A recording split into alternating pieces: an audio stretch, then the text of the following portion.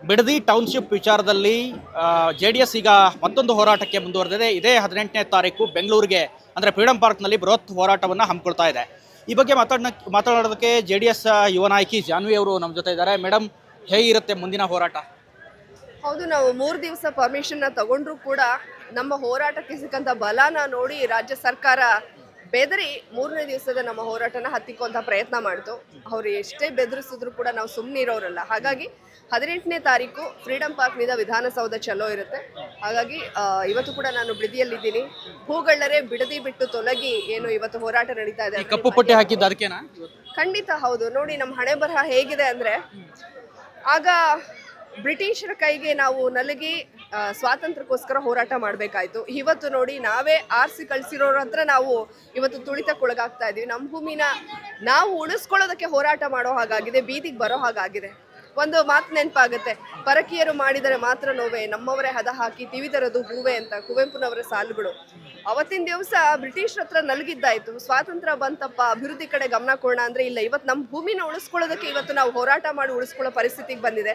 1942ರಲ್ಲಿ quit India ಚಳವಳಿ, ಬ್ರಿಟಿಷರೇ ಭಾರತ ಬಿಟ್ಟು ತೊಲಗಿ ಅನ್ನೋ ಒಂದು ಚಳವಳಿಯನ್ನ ಮಾಡಿದ್ರು ಸ್ವಾತಂತ್ರ್ಯ ಪಡ್ಕೊಳ್ಳೋಕೋಸ್ಕರ. ಇವತ್ತು ಸ್ವಾತಂತ್ರ್ಯ ದಿನಾಚರಣೆ ದಿವಸ ಕ್ವಿಟ್ ಬಿಡದಿ ಅಂದ್ರೆ ಭೂಗಳ್ಳರೇ ಬಿಡದಿ ಬಿಟ್ಟು ತೊಲಗಿ ಅಂತ ಮಾಡ್ತಾ ಇದೀವಿ. ಅದ್ರ ಜೊತೆಗೆ ನಮ್ಮ ಭೂಮಿನ ನಾವು ಉಳಿಸ್ಕೊಳ್ಳೋದಕ್ಕೆ, ನಾವು ಬದುಕಬೇಕು ಅಂತಂದ್ರೆ DK ಶಿವಕುಮಾರ್ ನೇತೃತ್ವದ ಕಾಂಗ್ರೆಸ್ ಸರ್ಕಾರ ಕರ್ನಾಟಕ ಬಿಟ್ಟು ತೊಲಗಿ ಅನ್ನೋ ಪರಿಸ್ಥಿತಿಯಲ್ಲಂತೂ ನಮ್ಮನವರು ತಂದು ಕೂರಿಸಿದ್ದಾರೆ. ಮೊನ್ನೆ ನೀವೇನು ಹೋರಾಟ ಮಾಡಿದ್ರಿ ಬೆಂಗಳೂರಿನತ್ತ ನಡಿಗೆ, ಅದು ಕಂಪ್ಲೀಟ್ ಆಗಿ JDS ಹೋರಾಟ. ಅದು ಅಲ್ಲಿ ಯಾರು ಕೂಡ ರೈತರಿರಲಿಲ್ಲ, ಹೀಗೆಲ್ಲ ಆರೋಪ ಮಾಡಿದ್ರು. ಅದೇ, ನನಗೆ ಇದನ್ನೆಲ್ಲ ನೋಡ್ತಾ ಇದ್ರೆ ಅಂದ್ರೆ ಕಣ್ಣು ಮುಂದೆ ಇವಾಗ ನಾನು ಜಾಹ್ನವಿ ಕಪ್ಪು ಪಟ್ಟಿ ಹಣೆಗೂ ಕಟ್ಕೊಂಡಿದ್ದಾಳೆ, ಕೈಗೂ ಕಟ್ಕೊಂಡಿದ್ದಾಳೆ ಅಂದ್ರೆ ಇದು ಸತ್ಯ. ನಿಮ್ಮ ಕಣ್ಣಿಗೂ ಕಾಣಿಸುತ್ತೆ, ನಿಮ್ಮ ಕಣ್ಣು ಕಾಣಿಸಿದ್ರೆ ಖಂಡಿತ ಕಾಣುತ್ತೆ, ನಮ್ಮ ಕ್ಯಾಮ್ರಾ ಪರ್ಸನ್ ಅವ್ರಿಗೂ ಕಾಣಿಸುತ್ತೆ, ಇದನ್ನ ನೋಡೋವಂಥ ಜನರಿಗೂ ಕಾಣಿಸುತ್ತೆ. ಕಣ್ಣು ನೆಟ್ಟಿಗಿರೋರ್ಗೆ ಖಂಡಿತ ಕಾಣಿಸುತ್ತೆ. ಆದರೆ ನೆಟ್ಟಿಗಿದ್ದು ಇಲ್ಲ ಅಂತ ತೋರಿಸ್ಕೊಳ್ಳೋರ್ಗೆ ನಾವೇನು ಹೇಳೋಕ್ಕಾಗಲ್ಲ. ಹಾಗಾಗಿ ಅವ್ರ ಹೆಸರನ್ನ DK ಶಿವಕುಮಾರ್ ಅನ್ನೋಕ್ಕಿಂತ ಸುಳ್ಳಿನ ಸರದಾರರು ಅಂತ ಹೇಳಿ ಇಡೋದಕ್ಕೆ ನಾನು ಇಷ್ಟಪಡ್ತೀನಿ. ಯಾಕಂದರೆ ಕಣ್ಣಿಗೆ ಕಾಣುವಂಥ ರಾಜುವಂಥ ಸತ್ಯನ ಅವರು ಸುಳ್ಳು ಮಾಡೋದಕ್ಕೆ ಹೊರಟಿದ್ದಾರೆ. ಇವತ್ತೇ ನೋಡ್ತಾ ಇದ್ದಾರೆ ಎಷ್ಟು ದೊಡ್ಡ ಸಂಖ್ಯೆಯಲ್ಲಿ ರೈತರು ನಾವು ಇದ್ದೀವಿ ಅಂತ. ಅವ್ರು ಬಾಯ್ಬಿಟ್ರೆ ಸುಳ್ಳುನೇ ಹೇಳೋದು. ಯಾಕಂದರೆ ಯಾವಾಗ ನಮ್ಮ ಪಾದಯಾತ್ರೆ ಇತ್ತು ಅವತ್ತು ಹೇಳ್ತಾ ಇದ್ದಾರೆ, ಇಲ್ಲ 250 ಜನ ರೈತರು ಬಂದುಬಿಟ್ಟು ನಾವು ಒಪ್ಪಿಗೆ ಕೊಟ್ಬಿಟ್ಟಿದ್ದೀವಿ ಅಂತ ಹೇಳ್ತಾ ಇದ್ದಾರೆ ಅಂದರು. ನನಗೆ ಸಡನ್ನಾಗಿ ಶಾಕ್ ಆಯಿತು. ನಮ್ಮ ನಾಗರಾಜಣ್ಣ ಬಿಡದಿಯವರೇನೆ ರೈತರವರು ಕಾಲ್ ಮಾಡಿದೆ, ಅಣ್ಣ ನೀವೆಲ್ಲರೂ ಹೋಗ್ಬಿಟ್ಟು ಇನ್ನು ಒಪ್ಪಿಗೆ ಕೊಟ್ಬಿಟ್ಟಿದ್ದೀರಾ? ಯಾಕಂದರೆ ನೀವೆಲ್ಲರೂ ಹೋದ್ರೆ ತಾನೇ 250 ಜನ ಆಗೋಕ್ಕಾಗತ್ತೆ. ಫೋಟೋ ಕಳಿಸಿದ್ರು, ನೋಡಿ ಒಂದು 10 ಜನ ಇದ್ದಾರೆ ಅಷ್ಟೇ ಅಂತ. ಅಂದರೆ ಬರೀ ಸುಳ್ಳುಗಳ ಒಂದು ಸರಪಳಿನೇ ಇದೆ. DK ಶಿವಕುಮಾರ್ ಅವರು ಸತ್ಯನ ಮರೆಮಾಚಿ ಹೇಗಾದರೂ ಮಾಡಿ ಭೂಮಿನ ಕಬಳಿಕೆ ಮಾಡಬೇಕು ಅಂತ ಹೇಳಿ ಹೊರಟಿದ್ದಾರೆ. ಹಾಗಾಗಿ ಅವ್ರು ಹೇಳೋದೆಲ್ಲ ಸುಳ್ಳು. ನೋಡಿ, ನಿಜವಾದ ರೈತರು ಇಲ್ಲಿದ್ದಾರೆ. ನಮ್ಮ ಶಕ್ತಿ ಏನು ಅನ್ನೋದು 18ನೇ ತಾರೀಕು ಗೊತ್ತಾಗುತ್ತೆ. ಯಾಕಂದರೆ ಮೋಸ್ಟ್ಲಿ ಅದೇ DK ಶಿವಕುಮಾರ್ ಅವ್ರಿಗೆ ಸರಿಯಾಗಿ ಕಣ್ಣು ಕಾಣಿಸಲ್ಲ, ಅವರ ಸರ್ಕಾರಕ್ಕೆ ಸರಿಯಾಗಿ ಕಣ್ಣು ಕಾಣಿಸಲ್ಲ. ಹಾಗಾಗಿ ಅವತ್ತು ನೀವು ಫೋಕಸ್ ಮಾಡಿ ನೋಡಿದ್ರೂ ಕೂಡ ಗೊತ್ತಾಗುತ್ತೆ ಯಾವ್ಯಾವ ಊರಿಂದ ಎಷ್ಟು ಜನ ಬಂದಿದ್ದಾರೆ ಅಂತ. ಅವ್ರಿಗೆ ಅಂತಾನೆ ಅಲ್ಲಿ ಒಂದು ಸ್ಪೆಷಲ್ ಆಗಿ ಒಂದು ನಮ್ಮ ರೈತರನ್ನ ಡಿವೈಡ್ ಮಾಡಿ ನಾವು ಕೂರಿಸ್ತಾ ಇದೀವಿ. ನೋಡಪ್ಪ, ಇಲ್ಲಿಂದ ಇಷ್ಟಿಷ್ಟು ಜನ ರೈತರು ಬಂದಿದ್ದಾರೆ ಅಂತ ಅವತ್ತಿನ ದಿವಸ ಅವ್ರಿಗೆ ಗೊತ್ತಾಗುತ್ತೆ. ಅವತ್ತು ಕೂಡ ಅವರು ಅದನ್ನು ಸತ್ಯನ ಸುಳ್ಳು ಮಾಡಕ್ ಹೋದ್ರೆ ಏನು ಮಾಡೋಕ್ಕಾಗಲ್ಲ, ಅಂಥವ್ರು ನಾವೇನು ಮಾಡೋಕ್ಕಾಗೋದಿಲ್ಲ. 18ನೇ ತಾರೀಕು ಹಂಗಾದ್ರೆ 2ನೇ ಸುತ್ತಿನ ಹೋರಾಟ. ಇದಕ್ಕೆ ದೇವೇಗೌಡರು ಏನಾದ್ರು ಬರ್ತಾರಾ? ಏನು ಮಾಹಿತಿ? ಖಂಡಿತ ಅಪ್ಪಾಜಿ ಅವರು ಕೂಡ ನಮ್ಮ ಏನು 3ನೇ ದಿವಸದ ಪಾದಯಾತ್ರೆ ಇತ್ತು ಅಲ್ಲಿ ಫ್ರೀಡಂ ಪಾರ್ಕ್ಗೆ ಅಪ್ಪಾಜಿ ಬರೋದು ಅಂತಿತ್ತು. ಯಾವಾಗ 3ನೇ ದಿವಸ ಅವ್ರು ತಕರಾರು ತೆಗೆದ್ರು, ಹಾಗಾಗಿ 2ನೇ ದಿವಸ ಅರೆಸ್ಟ್ ಮಾಡಿದ್ರು ಅನ್ಸುತ್ತಾ, ಅಥವಾ ನಿಜ ಅದು ಕೋರ್ಟ್ ಆರ್ಡರ್ ನಿಜ ಅನ್ಸುತ್ತಾ ನಿಮ್ಗೆ? ಏನು ಅನ್ಸುತ್ತೆ? ಇಲ್ಲ, ನಾನು ಹೇಳಿದ್ನಲ್ಲ ಆರಂಭದಲ್ಲೇ, ನಮ್ಮ ಶಕ್ತಿಯನ್ನ ನೋಡಿ ಅವರು ಬೆದರಿ ನಮ್ಮ ಹೋರಾಟವನ್ನ ಹತ್ತಿಕ್ಕುವಂಥ ಒಂದು ಕೆಲಸ ಮಾಡಿದ್ರು. ನಮ್ಮನ್ನ ತುಳಿಯೋದಕ್ಕೆ ಏನೇ ಪ್ರಯತ್ನ ಮಾಡಿದ್ರು ಕೂಡ ನ್ಯಾಯಯುತವಾದಂತಹ ಹೋರಾಟ ನಿಲ್ಲೋದಿಲ್ಲ. ಇವರ ದಬ್ಬಾಳಿಕೆಗೆಲ್ಲ ನಾವು ಬಗ್ಗೋದಿಲ್ಲ. ನಮ್ಮ ಭೂಮಿ ಉಳಿಸ್ಕೊಳ್ಳೋದಕ್ಕೋಸ್ಕರ ನಮ್ಮ ಇದು ಅಳಿವು ಉಳಿವಿನ ಪ್ರಶ್ನೆ, ನಮ್ಮ ರೈತರ ಅಳಿವು ಉಳಿವಿನ ಪ್ರಶ್ನೆ. ಹಾಗಾಗಿ ಹಿಂದೆ ಸರಿಯೋ ಮಾತೇ ಇಲ್ಲ. ಇವರು ದರ್ಪ ಮಾಡಲಿ, ದಬ್ಬಾಳಿಕೆ ಮಾಡಲಿ, ನಮ್ಮ ಮೇಲೆ ಲಾಠಿ ಚಾರ್ಜ್ ಮಾಡಲಿ, ನಮ್ಮನ್ನು ಬಂಧಿಸ್ಲಿ, ನಾವು ಯಾವುದಕ್ಕೂ ಕೂಡ ಹಿಂದೆ ಹೆಜ್ಜೆನ ಇಡೋದಿಲ್ಲ. ರೈತರಿಗೆ ನ್ಯಾಯ ಸಿಗೋವರೆಗೂ ಕೂಡ ನಮ್ಮ ಹೋರಾಟ ಮುಂದುವರಿಯುತ್ತೆ. ಒಂದನ್ಸುತ್ತೆ ಮೇಡಮ್, ನಿಮ್ಮ ಹೋರಾಟವನ್ನು ಮೆಚ್ಚುವಂಥದ್ದು, ರೈತರ ಪರವಾಗಿ ನಿಲ್ತೀರಿ ಎಲ್ಲ ಸರಿ. BJP ಎಲ್ಲ ಒಂದು ಕಡೆ ನಿಮಗೆ ಅಷ್ಟು ಸಾಥ್ ಕೊಡಲಿಲ್ಲ. ನಮ್ಮ ಪಾದಯಾತ್ರೆಯಲ್ಲೂ ಕೂಡ R ಅಶೋಕ್ ಅವರು ವಿರೋಧ ಪಕ್ಷದ ನಾಯಕರು ಬಂದು ಸಾಂಕೇತಿಕವಾಗಿ ಬೆಂಬಲ ಕೊಟ್ಟರು ಎಲ್ಲ ಸರಿ. ನಿಮ್ಮ ಜೊತೆ ಬಂದು ಕೈ ಜೋಡಿಸಿದ್ರೆ ಇನ್ನು ಸ್ವಲ್ಪ ಬಲ ಬರ್ತಿತ್ತು ಅಂತ. ಇಲ್ಲ, ಹಾಗೇನಿಲ್ಲ. ಅವರು ಕೂಡ ಹೋರಾಟ ಮಾಡೋದಕ್ಕೆ ನಮ್ಮ ಬೆಂಬಲವಾಗಿಯೇ ನಿಂತಿದ್ದಾರೆ. ಅವರು ಪಾದಯಾತ್ರೆ ಮಾಡಬೇಕು ಅಂತ ಹೇಳಿ ಮೊದಲು ಅವ್ರು ಯೋಚನೆ ಕೂಡ ಮಾಡಿದ್ರು. ಅದಾದ್ಮೇಲೆ ನಾವು ಪಾದಯಾತ್ರೆಯನ್ನು ಘೋಷಣೆ ಮಾಡಿದ್ವಿ.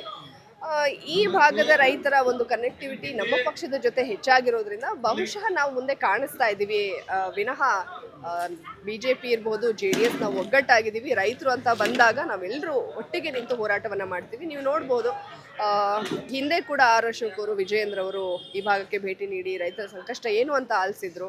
ಪಾದಯಾತ್ರೆ ಮೊದಲನೇ ದಿವಸ ಬಂದು ಅವರು ಚಾಲನೆಯನ್ನ ಕೂಡ ಕೊಟ್ಟರು.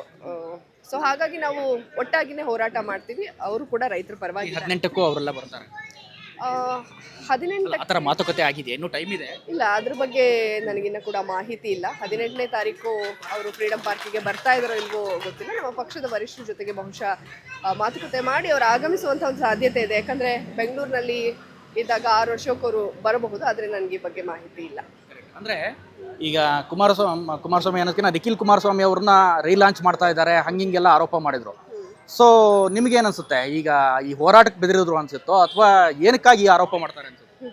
ಹಾಗಾದ್ರೆ ಮೇಕೆದಾಟು ಪಾದಯಾತ್ರೆ ಮಾನ್ಯ ಮುಖ್ಯಮಂತ್ರಿಗಳಾದ DK ಶಿವಕುಮಾರ್ ಅವ್ರ ನೇತೃತ್ವದಲ್ಲಿ ನಡೀತಲ್ಲ, ಸೊ ಅದನ್ನ ಸಿದ್ದರಾಮಯ್ಯನವ್ರನ್ನ ತುಳಿದು ಇವ್ರು ಲಾಂಚ್ ಆಗೋದಕ್ಕೆ ಮಾಡಿದ್ರು ಅಂತ ನಾವು ಅದನ್ನ ಬಿಂಬಿಸ್ಬೇಕಾ?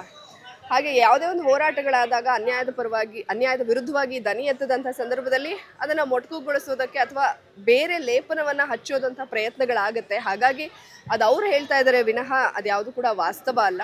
3 ಬಾರಿ ಬ್ಯಾಕ್ ಟು ಬ್ಯಾಕ್ ಸೋತರು ಕೂಡ ಸೋಲಿಗೆ ಎದೆಗುಂದದೆ ಇಲ್ಲ, ನಾನು ರೈತರ ಪರವಾಗಿ ನಿಲ್ತೀನಿ ಅಂತ ಹೇಳಿ ಒಳ್ಳೇದಕ್ಕೆ ಅವರು ಹೋರಾಟ ಮಾಡಿದಾಗ ಅದಕ್ಕೂ ಕೂಡ ಕುಹಕವಾಡೋದು, ವ್ಯಂಗ್ಯವಾಡೋದು ಮಾಡ್ತಾರೆ ಅಂತಂದರೆ ಅದು ಅವರ ಮನಸ್ಥಿತಿ ಏನು ಅನ್ನೋದು ತಿಳಿಸುತ್ತೆ.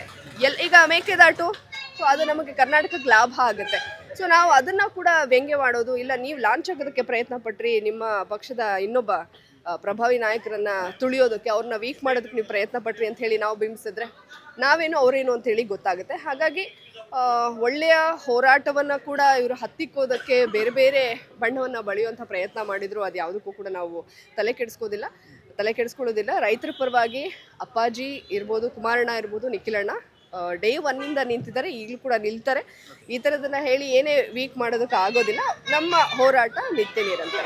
ಈಗ ಮೊದಲು MLA, ಈಗ ಮಂತ್ರಿ ಬಾಲಕೃಷ್ಣ ಅವರು, ಈ ಸಂದರ್ಭದಲ್ಲಿ ಏನು ಹೇಳಕ್ಕೆ ಇಷ್ಟಪಡ್ತೀರಿ? ಮಂತ್ರಿಗಳಿಗೆ ಏನು ಕೇಳ್ತೀರಿ ರೈತರ ಪರವಾಗಿ?